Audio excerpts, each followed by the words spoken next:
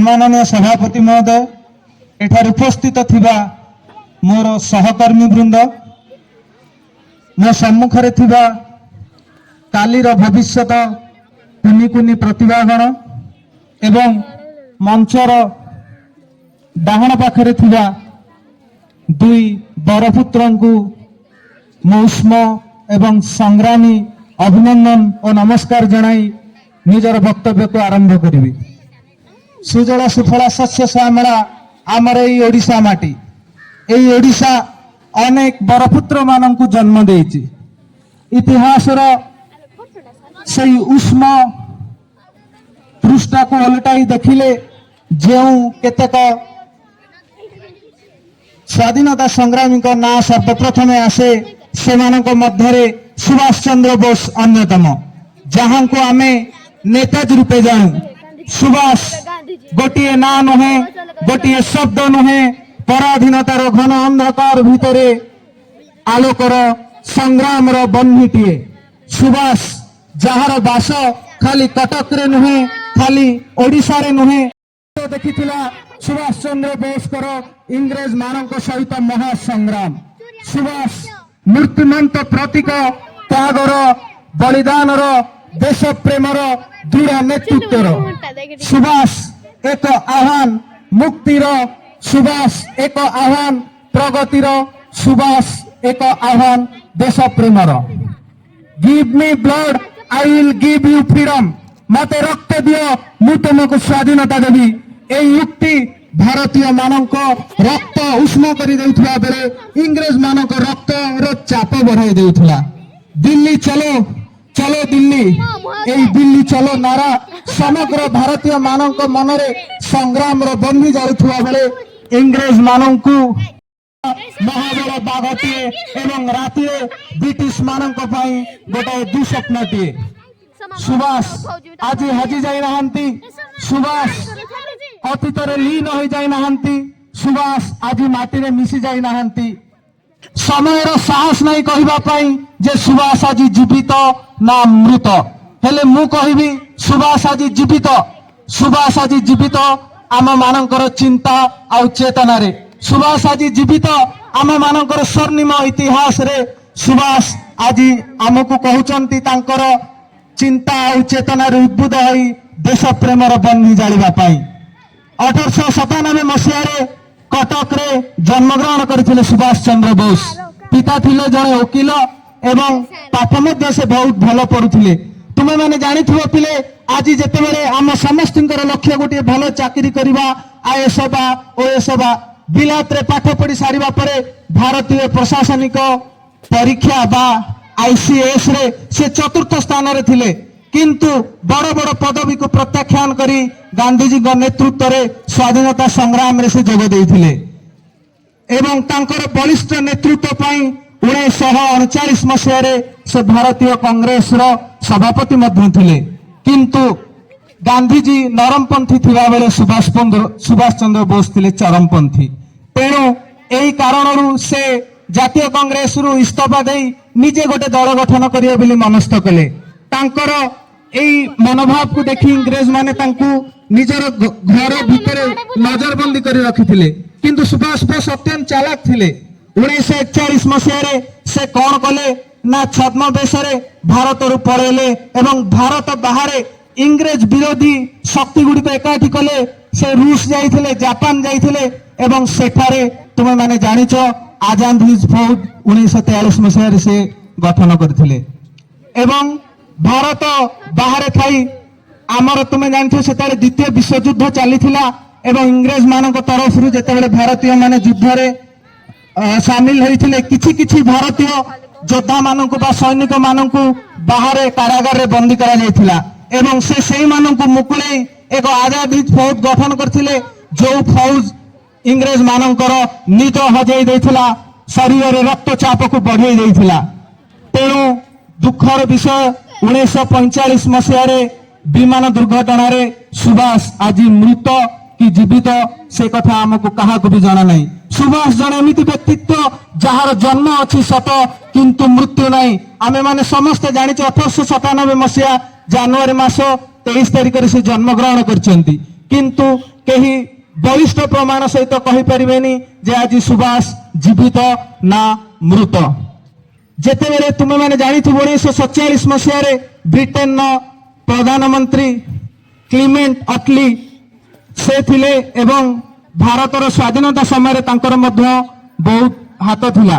1957 मसीह रे जेतेबेले से कलिकता बुलिबा पई आस्थिले सेतेबेलर तत्कालीन गवर्नर तांको प्रश्न करिथिले भारत छाड़ आंदोलन 1942 मसीह रे होइथिला।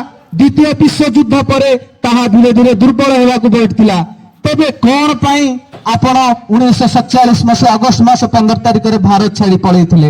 एहा कोन आमर असहयोग आंदोलन प्रभाव थिला? सी कहले ना इतिहास रे सेटा लुप्त हो जाइछि। जे से जो कथा कहिथिले से कहिथिले कि एहा भारतर स्वाधीनतार कारण थिले आमर नेताजी सुभाष चंद्र बोस। काहेकि ना सेमानक पई जो इंडियन आर्मी थिला बा नेवी थिला सेमाने पूर्व इंग्रेज मानक सपक्ष रे काम करुथिले, किंतु सुभाष चंद्र बोस को आह्वान ने सेमाने समस्ते इंग्रेज मानक विरोध ही झाटिथिले। तेणु से सुभाष चंद्र बोस को पई जेतिके आमर इतिहास गांधी बा जवाहरलाल नेहरू को गुरुत्व दे आछि सेतिकी गुरुत्व आमर नेताजी को मिली पारि नाही पिले। एवं यहाँ परे से प्रश्न करथिले जे गांधीजी को असहयोग आंदोलन भारत छाड़ आंदोलन केते प्रभाव थिला? से इंग्राजी रे गोटे वर्ड कहिथिले मिनिमल। तेणु आमे जानि परथुबा नेताजी सुभाष चंद्र बोस केते महान थिले। एई ओडिशा माटी वीर प्रसविनी अनेक वीरों को जन्म देइछि। एई माटी हमको हसाइछि, एई माटी निजे हसिछि, एई माटी निजे कांदिछि निज पई, एई माटी कांदिछि निजर संतान मानक पई। लुह लहुर कहानी मुक्ति विमुक्तिर कहानी। अनेक बरपुत्र जो माने कि निज छाती को पथर करी निज पिठी रे चाबुकर पहाड़ खाई निजर रक्त दान करी फांसी खुंटारे झुलिचंती। आउ आम ओडिशा आम भारत माता को स्वाधीनतार स्वाद चखाइचंती। तेणु सेही बेली जने बरपुत्र थिले आमर वीर सुरेंद्र साय, जे तुमे माने भाव पिले जने जमीदार थिले, तांकर अजस्र धन संपत्ति थिला, किंतु से सब को छाड़ी निजर घर द्वार छाड़ी जंगल ले रहुथिले एवं जंगल को निजर घर बनै देथिले।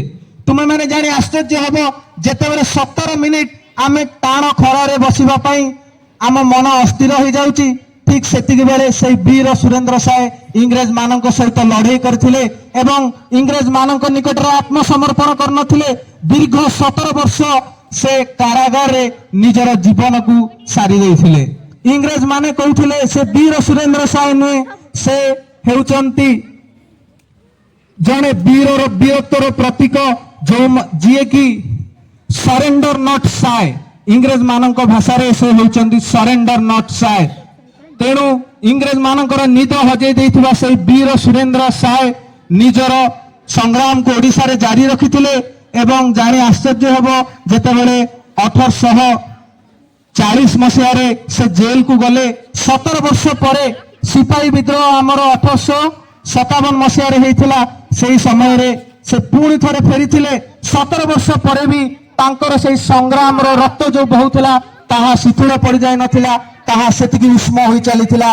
एवं रक्त रे जर्जरित राग रे जर्जरित सेही समस्त लोक जी की रणदुंदुभी बांधी थिले एवं यहाँ परे से अनेक हाहाकार मचई देइथिले। इंग्रेज माने तांको काबू करिवा पई हतोत्साहित होई पड़िथिले। सेतेबेले जने कैप्टेन को मध्य से माने हत्या करथिले। यहाँ परे जेपरि कुहा जाए अंटी छुरी तंटी काटे, ठीक सेही परी आमरी लोक माने किछि मिसी वीर सुरेंद्र साय को इंग्रेज मानक हाथ में धरे देथिले एवं शेषरे से कौन करथिले से कारागार रे निज जीवन को सारिथिले। तेणु एई दुई जन व्यक्तित्व निश्चिंत रूपे आज छात्र समाज पई आज युवक मानक पई प्रेरणार उत्स। काहेकि पिले बहुत पिला बेलू से मनस्थ करथिले जे निजर देश पई जीवन देबे बा निज देश पई किछि करिवे।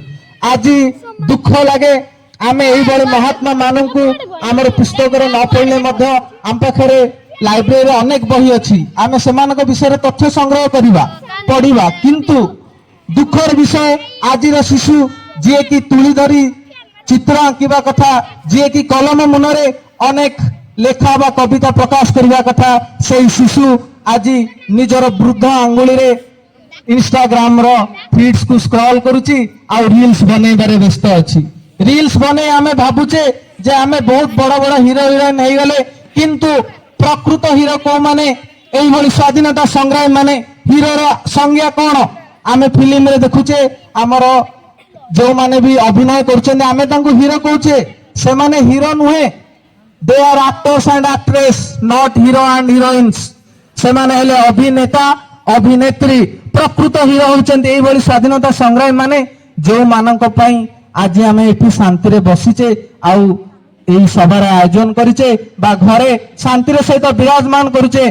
तेणु आजिर छात्र समाज बा युवक समाज मानकु मु एतिके अनुरोध करिवि इंस्टाग्राम फेसबुक व्हाट्सएप ए सब रु दूरे जाई किछि स्वाधीनता संग्राम मानकर बही को पढ़िबा जेते आमे स्वाधीनता रे दूरे दूरे जाउचे एमानकर वीरत्वर गाथा आम कानरू सेते कम सुनिबा को मिलुची काहे कि ना इंस्टाग्राम खोलले फेसबुक खोलले एमानक विषय आम बहुत कम सुनिबा को मिले एई गोटाए दिन आमे तांका विषय सुनले तापरे भूली गले किंतु प्रत्येक दिन बुझुवा दरकार जे आईएएस एग्जाम रे चतुर्थ स्थान रे थिले आईसीएस एग्जाम रे चतुर्थ स्थान रे थिले सी निजर चाकरी को छाड़ी की भारतर स्वाधीनता संग्राम में जोग देइथिले एवं जीवन को मध्य बलि देइथिले।